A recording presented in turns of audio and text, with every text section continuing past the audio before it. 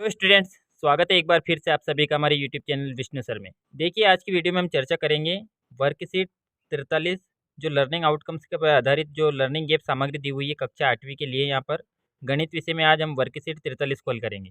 यहाँ पर देखिए, समभाव एवं समद्विबाहु त्रिभुज के बारे में दिया हुआ है।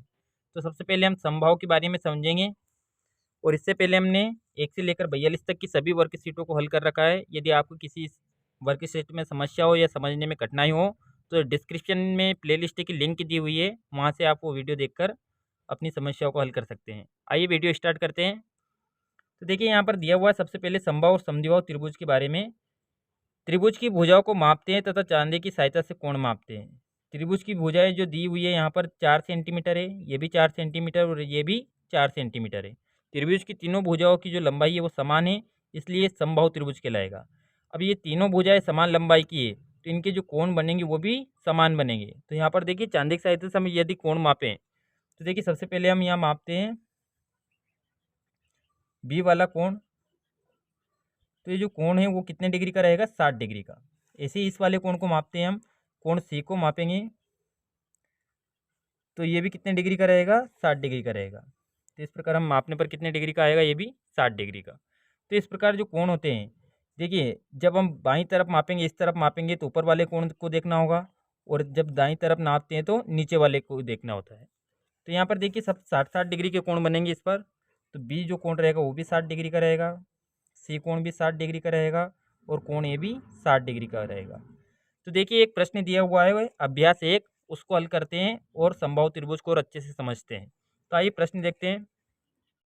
देखिए, अभ्यास 1 में प्रश्न दिया हुआ है कि 5 सेंटीमीटर समान भुजाओं वाला त्रिभुज बनाइए तथा इसके कोण चांदी की सहायता से मापें। तो सबसे पहले हम क्या करेंगे? एक 5 सेंटीमीटर लंबा रेखाखंड खींचेंगे। तो यहाँ पर देखिए, एक 5 सेंटीमीटर लंबा हम रेखाखंड खींचते हैं।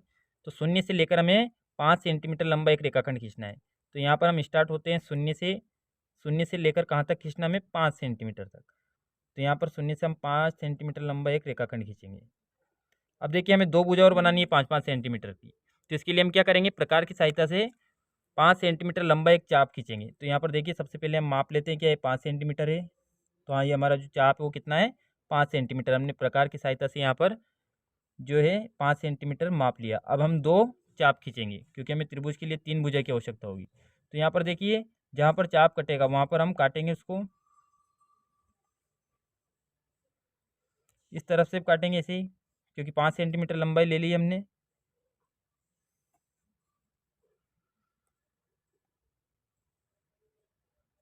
अब जहाँ पर ये काट रहा है हम उस वहाँ पर एक बिंदु बनाएंगे और दोनों भुजाओं को मिला देंगे। तो यहाँ पर एक बिंदु बनाकर हम यहाँ पर दोनों भुजाओं को इससे मिलाएंगे।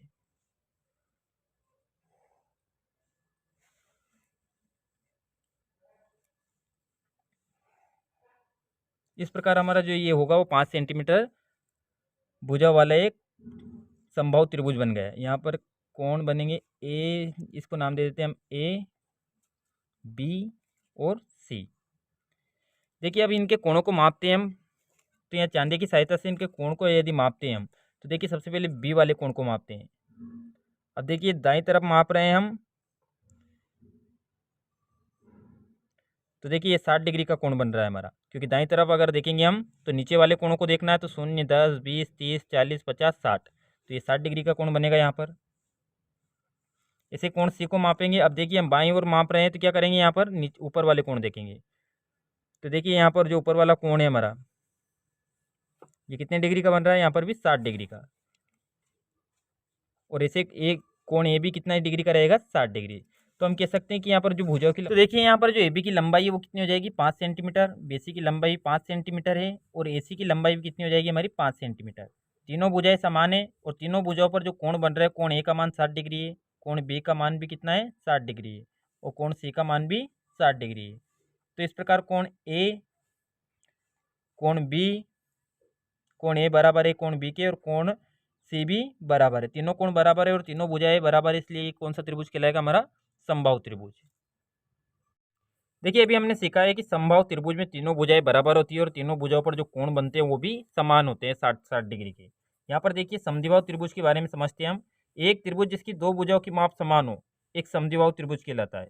जैसे देखिए, यहाँ पर उदाहरण दिया हुआ है इसकी दो भुजाएं समान लंबाई की, ये वाली भुजा और ये वाली भुजा जो है वो समान लंबाई की है, और इन समान लंबाई की भुजाओं पर बनने वाले कोणों के मान भी क्या होते हैं, समान होते हैं। जैसे देख लीजिए ये 75 डिग्री है और ये भी 75 डिग्री है। तो जब दो भुजाएं समान होती है किसी त्रिभुज की, वो कहलाता है समद्विबाहु त्रिभुज, और जिस त्रिभुज की तीनों भुजाएं समान होती है वो कहलाता है हमारा समबाहु त्रिभुज। तो देखिए यहाँ पर कुछ प्रश्न दिए हुए हैं, उनको हल करेंगे हम नीचे। देखिए यहाँ पर उदाहरण द्वारा समझा रखा है एक प्रश्न कि यहाँ पर एबीसी एक समद्विबाहु त्रिभुज है, समद्विबाहु त्रिभुज है क्योंकि ये दो भुजाएं यहाँ पर समान लंबाई की दी हुई है, ए बी और ए सी। यहाँ पर ए बी और ए सी समान लंबाई की भुजाएं हैं, ए बी और ए सी।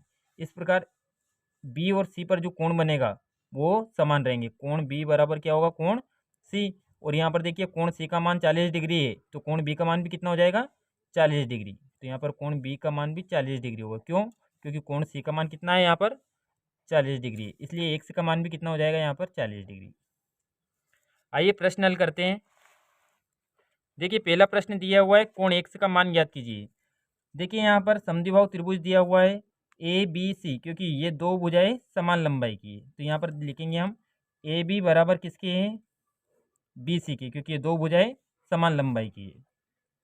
अब यहाँ पर देखिए कोण कौन से दो समान रहेंगे, तो यहाँ पर जो कोण ए और कोण सी जो है वो समान रहेंगे, क्योंकि ये दो भुजाएं समान लंबाई की है, तो यहाँ पर कोण ए पर और सी पर जो कोण बनेगा वो समान लंबाई की रहेगा, तो इसलिए कोण सी किसके बराबर रहेगा, कोण ए के। अब कोण सी का मान 45 डिग्री है, तो दोनों का मान कितना हो जाएगा, 45 कोण ए का मान भी 45 डिग्री हो जाएगा और कोण सी का मान भी 45 डिग्री हो जाएगा। एक्स का मान हमें ज्ञात करना है, तो हम जानते हैं कि त्रिभुज के तीनों कोणों का योग कितना होता है, 180 डिग्री। तो यहाँ पर देखिए कोण ए का मान भी 45 डिग्री है, तो 45 + 45, और तीसरा कोण हमें ज्ञात करना उसका मान 1 से बराबर किसके रहेंगे, 180 के। तो यहाँ पर देखिए 45 कितना हो जाएगा, 90 + 1 बराबर 180। अब देखिए यहाँ पर 90 प्लस में, तो पक्षांतर करने पर किस में हो जाएगा, ये माइनस में। तो माइनस में 180 में से हम 90 घटाएंगे कितना प्राप्त होगा, एक्स का मान भी कितना हो जाएगा, 90। तो यहाँ पर एक्स का जो मान होगा वो कितना होगा हमारा, 90 डिग्री। इसलिए ये कौन सा त्रिभुज कहलाएगा, हमारा समद्विबाहु त्रिभुज। ऐसे यहाँ पर देखिए हमें यहाँ पर एक्स का मान ज्ञात करना है। ये दो भुजाएं समान दी हुई है, यहाँ पर ए बी बराबर किसके है, ए सी के। तो यहाँ पर कोण बी और कोण सी का मान बराबर रहेगा। अब देखिए यहाँ कोण बी का मान और कोण सी का मान दोनों का हमें यहाँ एक से दिया हुआ है, तो सी का मान भी कितना हो जाएगा, 1 डिग्री। तो यहाँ पर देखिए त्रिभुज के तीनों कोणों का योग कितना होगा, 180। अब यहाँ पर कोण ए का मान 80 डिग्री है, कोण बी का मान 1 है और कोण सी का मान भी 1 डिग्री है, बराबर 180। 80 को हम पक्षांतर करेंगे तो ये माइनस में हो जाएगा, यहाँ 1 और 1 को जोड़ेंगे तो 2x हो जाएगा, 2x बराबर 180 माइनस 80।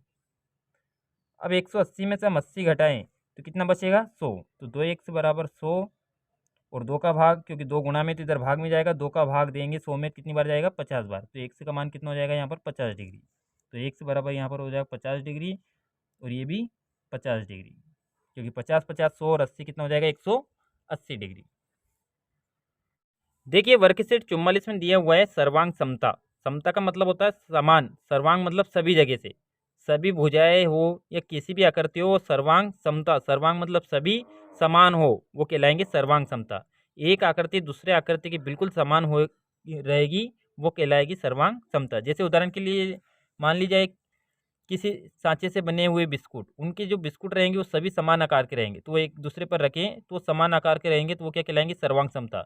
जैसे ब्लेड होती है, तो ब्लेड की भी जो आकृति होती है, एक ब्लेड के अगर हम ऊपर दूसरे ब्लेड रखें तो सभी सर्वांग सम रहे हैं, क्योंकि सभी समान आकृति की होती है। तो ऐसे ही यहाँ पर देखिए कुछ समान आकृतियों का हम मिलान करेंगे, तो यहाँ पर देखिए जो ये वाली आकृति और ये आकृति एक समान है, इसलिए ये सर्वांग सम कहलाएगी। ऐसे देखिए यहाँ पर एक वृत्त दिया हुआ है और नीचे भी एक वृत्त है, इन दोनों को यदि हम मिला, एक समान है तो इन दोनों को मिलाएंगे हम। यहाँ पर देखिए एक 5 सेंटीमीटर का रेखाखंड है, तो ये भी देखिए PQ भी एक 5 सेंटीमीटर का रेखाखंड है, इन दोनों को मिलाएंगे। अगला देखिए एक आयत दिया हुआ है जिसकी लंबाई 4 सेंटीमीटर और 3 सेंटीमीटर चौड़ा है, तो यहाँ पर हमें देखना है कि 4 सेंटीमीटर लंबा और 3 सेंटीमीटर चौड़ा एक आयत, तो उससे मिलाएंगे हम। नीचे देखिए एक समकोण त्रिभुज दिया हुआ है, 3 सेंटीमीटर लंबाई है, 4 सेंटीमीटर आधार है, तो हमें यहाँ पर 3 सेंटीमीटर लंबाई और 4 सेंटीमीटर आधार वाला एक त्रिभुज समकोण त्रिभुज है, उससे मिलाएंगे।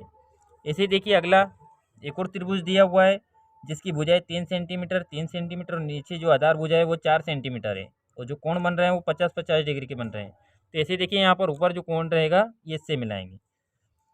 अंत में देखिए एक और त्रिभुज हमारे पास जो 3 सेंटीमीटर और 4 सेंटीमीटर भुजा वाला है और 130 डिग्री का कोण बन रहा है। तो यहाँ पर देखिए 3 सेंटीमीटर और 4 सेंटीमीटर वाला भुजा है और 130 डिग्री का कोण बन रहा है, इसलिए ये क्या कहलाएंगे, सर्वांग सम कहलाएंगे।